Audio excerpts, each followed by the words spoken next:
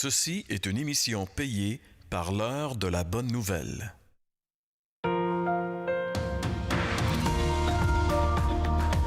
Suivant ce que nous ont transmis ceux qui ont été des témoins oculaires dès le commencement et sont devenus des ministres de la parole, il m'a aussi semblé bon de te les exposer d'une manière suivie, excellent Théophile, afin que tu reconnaisses la certitude des enseignements que tu as reçus. Bonjour et bienvenue à l'heure de la bonne nouvelle. Ça nous fait plaisir de vous retrouver pour cette deuxième émission de cette nouvelle série où on explore ensemble l'Évangile de Luc. Bonjour Jeff. Bonjour. Bonjour. Bonjour. Bonjour François. Salut, mon cher. Ça va bien? Ben oui, ça a l'air, en tout cas, toi. Comme tu vois. Ça va très bien.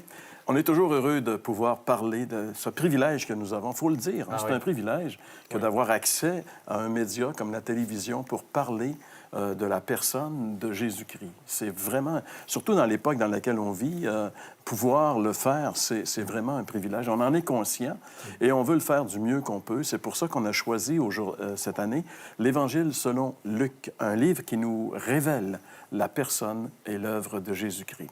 Et aujourd'hui, ce livre-là nous parle d'un phénomène bien spécial qui remet en question beaucoup notre logique, en réalité. C'est le côté scientifique, il en mange un coup. La naissance miraculeuse de Jésus. Comment Jésus a été conçu et est arrivé dans ce monde. Ce sera notre sujet ce matin. Et tu en as parlé, François, je pense, aux gens qui... Bien, moi, j'ai posé la question dans un Vox Pop. Que pensez-vous de la conception miraculeuse de Jésus? Vous allez voir. Qu'est-ce que vous pensez de la conception miraculeuse de Jésus, c'est-à-dire que Jésus n'aurait pas eu de père humain? Bien, moi, la conception de Jésus, je vais vous dire honnêtement, c'est de la foutaise. Je pense que c'est impossible, ça se peut pas. Ben non, ben ça, c'est des légendes. Moi, je suis athée. Je suis assez loin de la Bible. Non plus, vous adressez pas à la bonne personne. J'ai pas beaucoup d'opinion sur ce sujet-là. Je pense que c'est véridique, puis tout. Puis que Jésus, c'est un élu, puis c'est un prophète. Oui, je suis d'accord avec ça entièrement. J'en serais fort surpris. Il y a souvent une explication scientifique à des choses. Quand on n'arrivait pas à trouver l'explication scientifique, ben on pouvait penser à des miracles. C'est une histoire qui a été racontée pour impressionner les cerveaux de l'époque, là. Ça impressionne encore des cerveaux aujourd'hui. Je pense que c'est pas vrai. Scientifiquement impossible, mais spirituellement possible. Je me demande si c'est pas un écrit qui a été déformé au fil des milliers d'années que ça a été retranscrit. Fait que je suis pas sûr de la véracité de ça. Quand on écoute la réaction des gens face à ça, ça nous démontre encore une fois que c'est comme si Dieu avait fait exprès pour faire appel à notre foi et non pas juste à notre raisonnement humain. Hein? Parce que, tu sais, scientifique, on est d'accord avec ça. On a parlé dans la première émission que c'est important de croire à des faits historiques, etc. Mais un miracle, par définition, c'est quelque chose qui n'est pas standard. C'est quelque chose qui n'est pas explicable. Sinon, ça ne s'appelle pas un miracle. Ça s'appelle une guérison par rapport à un médicament, une intervention ou je ne sais pas quoi. Alors, c'est l'idée, la vraie question, au fond, qu'on devrait se poser, c'est est-ce que les miracles, ça se peut? Il faut que ça soit une réalité. D'abord, est-ce que le miracle est annoncé d'avance pour devenir un signe? Parce que si on reste, comme tout le monde essayait de se réfugier dans le côté scientifique, logique, ce qui est une farce, dans le sens, c'est quelque chose que faut bâtir sur des faits, il ne faut pas bâtir sur des nuages. Mais scientifiquement, mathématiquement, il n'y a aucun espoir. Honnêtement, là, regarde ta vie, là. Bon, ben dans pas grand temps d'ici, on n'est plus là. C'est fini. On meurt.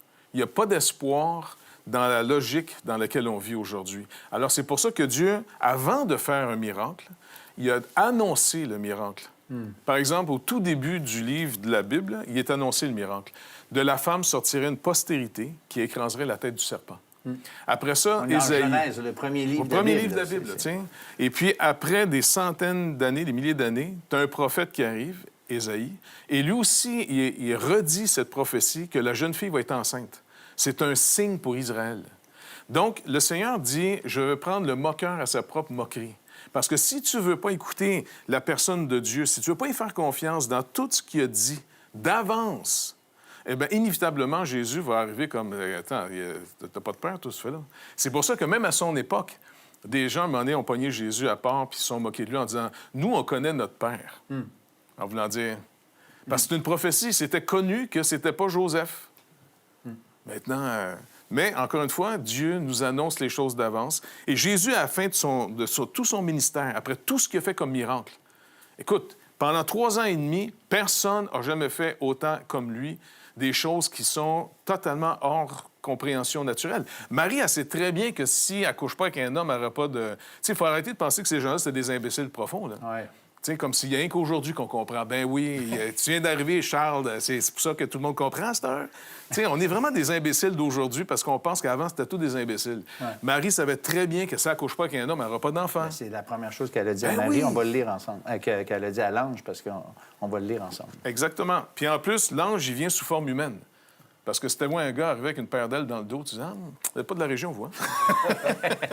Oui, on va faire la lecture de ce passage immédiatement après cette chronique où on va retrouver Jeff et Dominique qui vont nous parler justement, encore une fois, de la fiabilité des textes bibliques. Vous avez des questions ou des commentaires sur ce que vous venez d'entendre? Contactez-nous par téléphone ou réagissez sur les médias sociaux.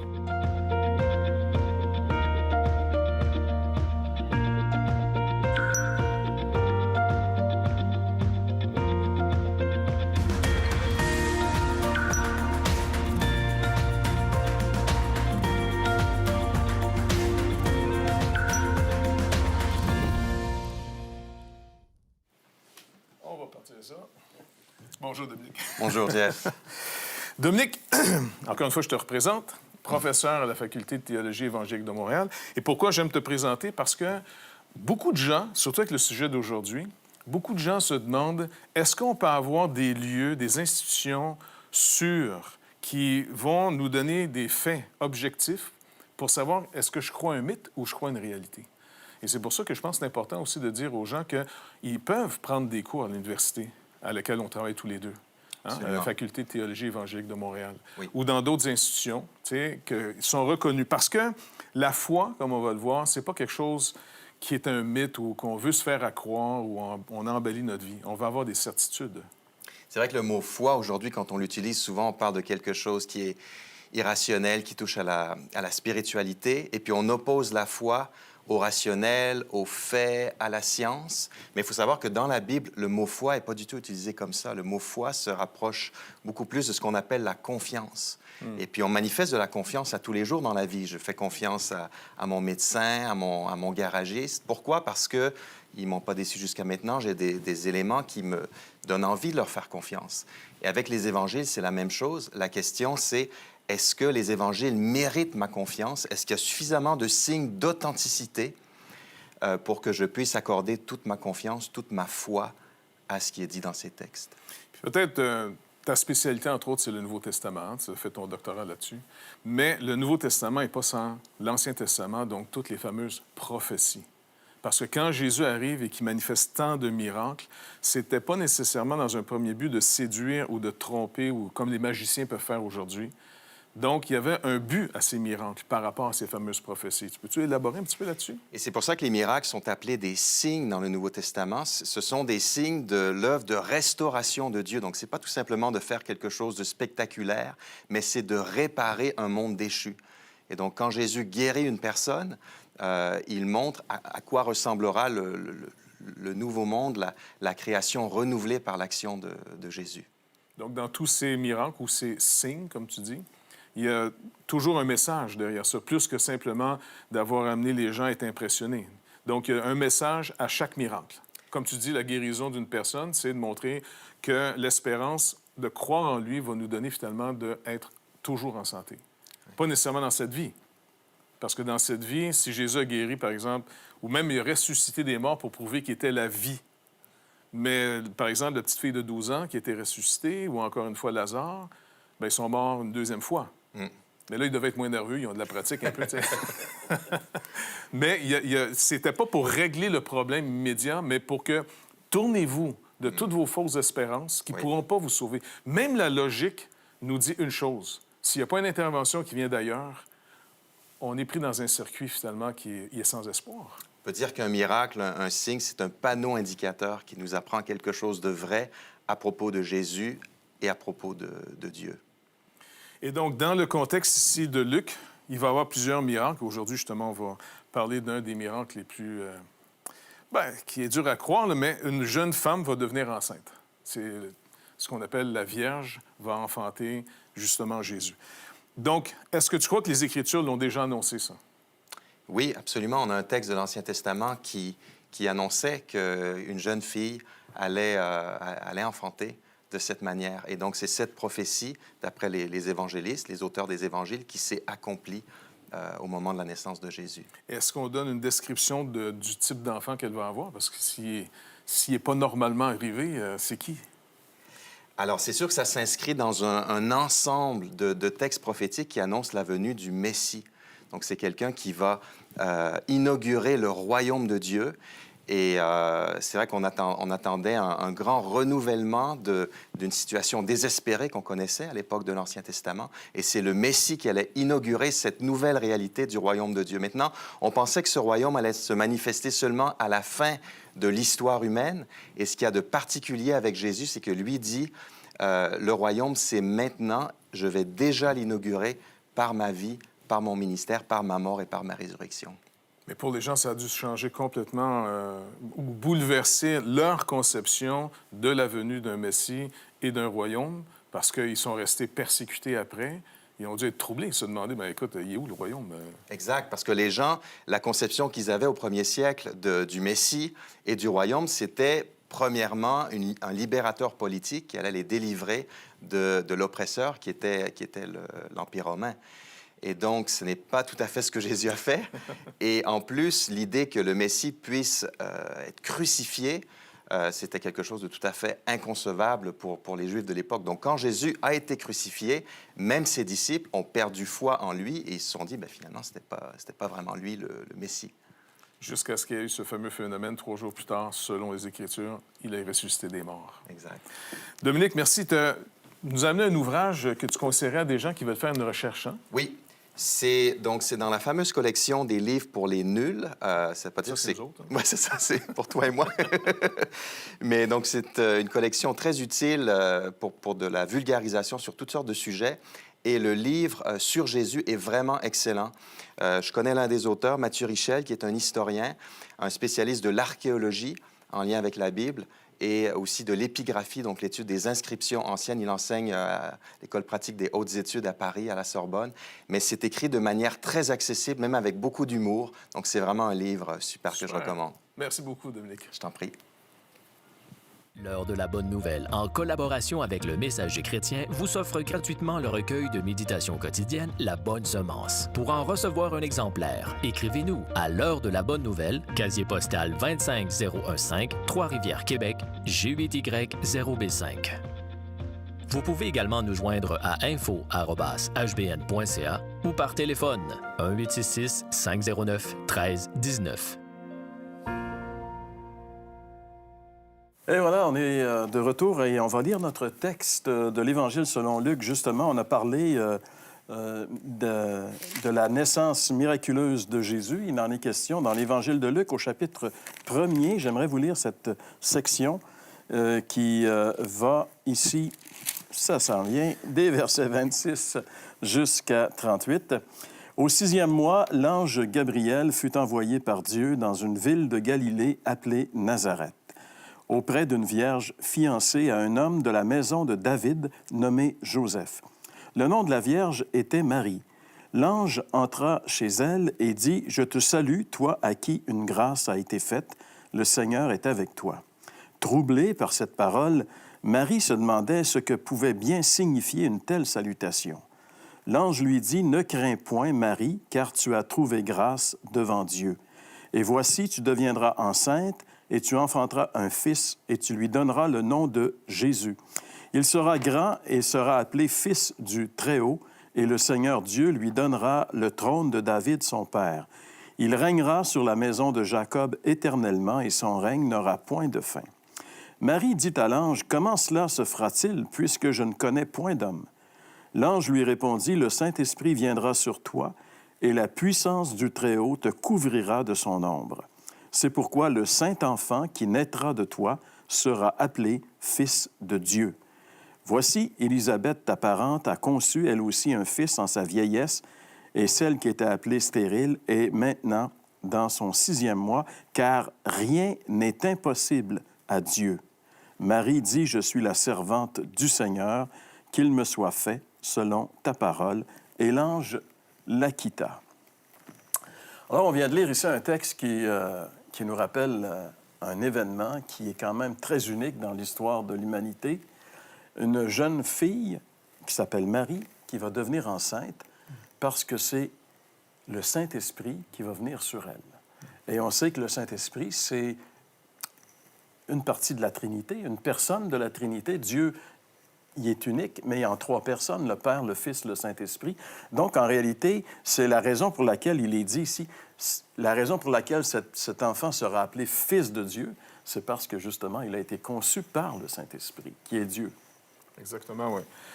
Et pour se mettre dans le contexte, quand il commence en disant « au 6e mois », l'ange Gabriel vient, il conclut avec « c'est le 6e mois de sa tante ou sa cousine, Élisabeth, est enceinte.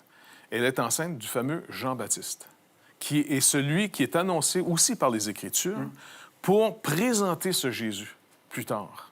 Donc, on voit comment tout est dans les Écritures. Il faut rappeler encore une fois à nos auditeurs, ceux qui font une recherche sérieuse pour essayer de comprendre leur foi, est-ce que c'est digne de confiance, le Nouveau Testament? Oui, parce qu'en réalité, c'est l'accomplissement de l'Ancien Testament. Oui, 7 siècles avant que cet événement se produise, le prophète Ésaïe avait écrit que... Et ça, c'est intéressant parce que le roi de l'époque était le roi Akaz. Et Dieu dit à ce roi, « Demandez-moi un signe et je vais vous le donner. » Et Akaz, il dit, « Je veux pas, j'en veux pas de signe. » Alors Dieu dit, « Mais vous en donnez un quand même. » Tu sais, c'est comme... On peut dire que c'est vraiment quelque chose qui vient de Dieu. Il dit, « Voici le signe que je vais vous donner, la jeune fille ou la vierge sera enceinte. » Et à partir de ce moment-là, en Israël, dans le contenu de la prophétie, on savait que le Messie allait venir de cette façon-là. Et dans l'Évangile de Luc, on voit cet événement qui se produit. Comme tu le disais, Jeff, en réalité, quand Dieu dit quelque chose, on peut être certain que si ce n'est pas arrivé maintenant, ça va arriver à un moment donné. Oui. Parce que ce que Dieu dit, ça arrive toujours. Puis on peut se demander aussi pourquoi une vierge. Est-ce que c'est parce qu'il fallait qu'elle soit neuve, tu comprends? Est-ce que c'est pourquoi? Mais pour que ce soit clair que la prophétie s'accomplit et que le Fils qui va naître est vraiment le Fils de Dieu, bien, il ne fallait pas qu'il y ait d'homme dans les parages. Puis une autre chose que je trouve intéressante, c'est qu'elle a été troublée par ça. Puis, logiquement, c'est quelque chose de troublant de se faire dire ce que Marie s'est fait dire selon les textes qu'on vient de lire. Et peut-être ceux qui nous écoutent, ils peuvent être troublés par les affirmations que la Bible dit, qu'elle nous donne. Mais j'aime beaucoup la consolation, parce que c'est marqué, l'ange dit que de ne pas craindre. Tu sais, c'est comme dire, regarde, capote pas, là. Tu sais. Il se passe des choses spéciales, mais il faut les croire. Mais Marie accepte volontiers, elle se soumet, comme ça, tu viens de le dire, Jean-Pierre, elle se soumet à ça. Et ça, c'est important quand on entend des choses qui nous dérangent, parce que la Bible a un message qui dérange profondément. Bien, il faut accepter, j'allais dire, cette petite main qui est sur notre épaule qui dit « Non, sois pas troublé. Écoute, laisse-nous aller. Laisse-moi envoyer ce message-là pour toi. C'est important. » Exactement, oui. C'est pourquoi ce saint enfant, nous dit la Bible ici, qui naîtra de toi sera appelé Fils de Dieu. Plutôt que Fils de Joseph. Il y a 2000 ans, un phénomène incroyable s'est produit, c'est-à-dire que Dieu a marché au milieu des hommes. Jésus, c'est Dieu au milieu de nous. C'est le créateur des cieux et de la terre. Quand on y pense, là, c'est pas n'importe qui était là au milieu des hommes comme un homme et qui marchait. Tu sais, il est né d'une manière très, très simple. Sa naissance, on va en parler. Sa vie, sa mort sur la croix avec des criminels, c'est tout à fait spécial. Jésus a une vie spéciale. On veut prendre le temps de bien comprendre qui il est vraiment et pourquoi il est venu et qu'il a enduré toutes ces choses pour nous. Et dans un petit instant, justement, Jean-François va nous démontrer que non seulement Marie a été la cible de la grâce de Dieu, mais chacun d'entre nous, Dieu voudrait que nous soyons la cible de sa grâce. Vous avez des questions ou des commentaires sur ce que vous venez d'entendre? Contactez-nous par téléphone ou réagissez sur les médias sociaux.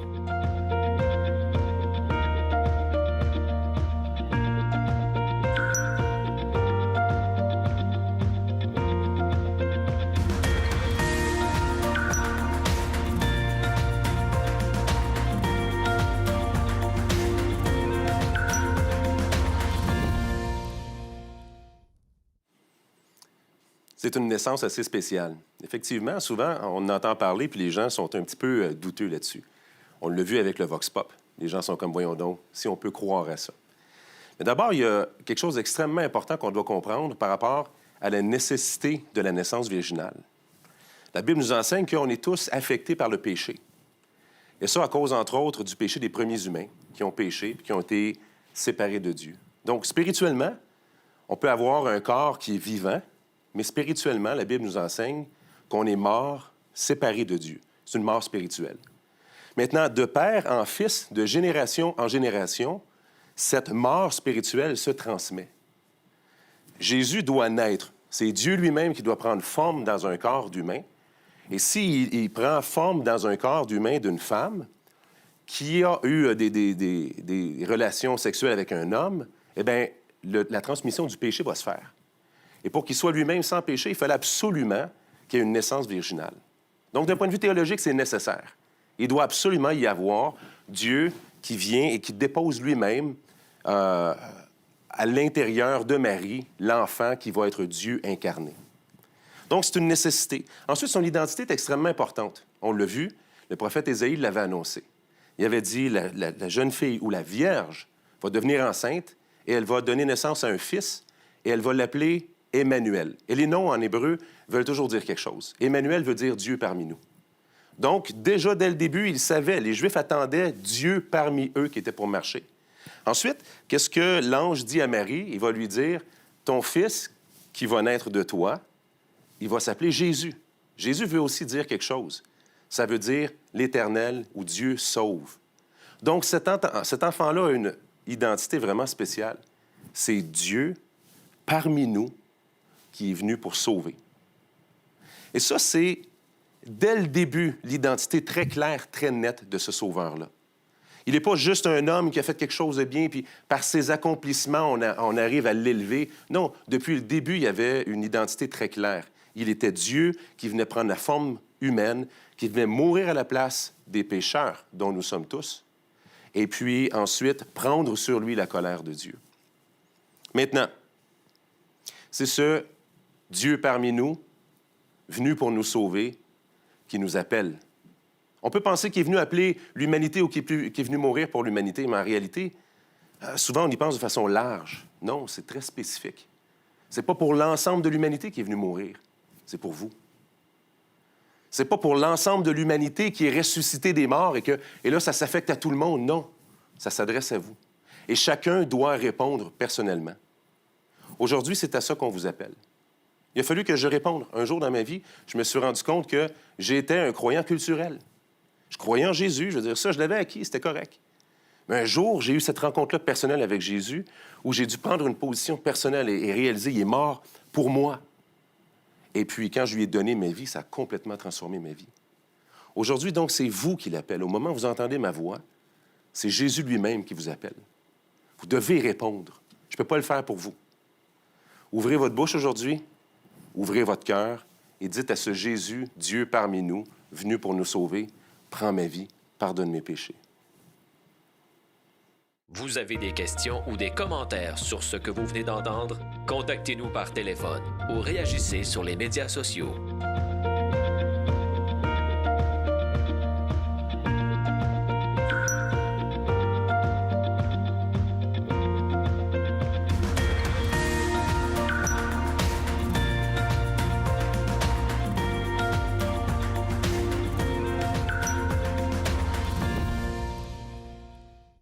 L'heure de la bonne nouvelle, en collaboration avec le Messager chrétien, vous offre gratuitement le recueil de méditation quotidienne La Bonne Semence. Pour en recevoir un exemplaire, écrivez-nous à l'heure de la bonne nouvelle, casier postal 25015, Trois-Rivières, Québec, G8Y0B5.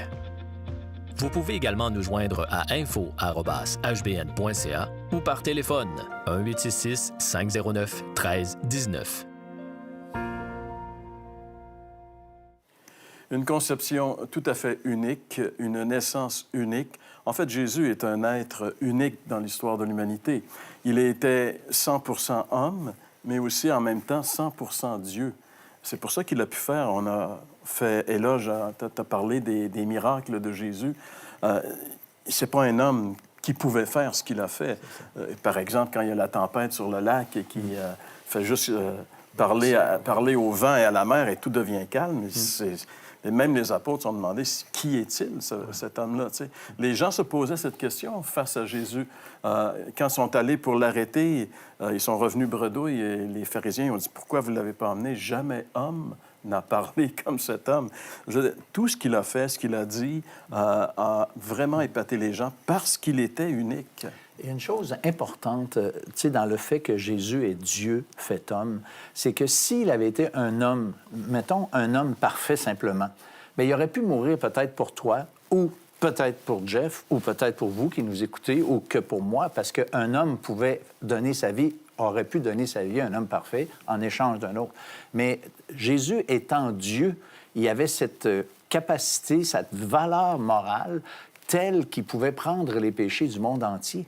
Et c'est pour ça qu'il peut maintenant pardonner, parce que c'est un homme, Dieu, qui a pris, en fait, comme mon péché ou nos péchés, et qui peut maintenant pleinement, entièrement pardonner, donner la vie éternelle. Ce que Luc donne aussi comme information, il l'appelle ici, il rappelle qu'il est appelé Fils de Dieu.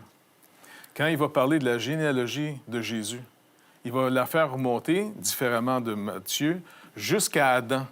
Et comment il appelle Adam? Fils de Dieu. En d'autres mots, le Seigneur est en train de se présenter non seulement comme Dieu qui s'est fait homme, c'est vrai, mais aussi c'est un homme original, nouveau. Ce que Paul va appeler dans sa lettre aux Corinthiens, au chapitre 15, quand il parle de la résurrection, le dernier Adam. C'est celui qui ferme tout le bal, il paye pour tous les Adams. Tu vois, c'est le dernier, le Fils de Dieu ici, c'est pas juste dans le sens qu'on parle de Dieu en Fils, mais c'est l'être humain comme il avait été créé au point de départ. Et il doit reprendre ce qu'on a échoué et vivre une vie parfaite pour devenir la rançon de tous ceux qui vont mettre leur confiance en lui. Et en ressuscitant, il n'est pas appelé le nouvel Adam, il est appelé l'homme nouveau. C'est la nouvelle création qui commence avec sa résurrection. Donc, tout le monde est invité. Quiconque veut, vienne, de mettre notre confiance en Jésus-Christ. Son œuvre peut nous sauver, pas notre œuvre, la sienne. Oui, mais merci Jeff, merci François. Je pense qu'on a encore une fois aujourd'hui découvert une autre facette de cette personne merveilleuse qui est le Seigneur Jésus-Christ. Et on poursuit. La semaine prochaine, on sera de retour avec une autre émission de l'heure de la bonne nouvelle.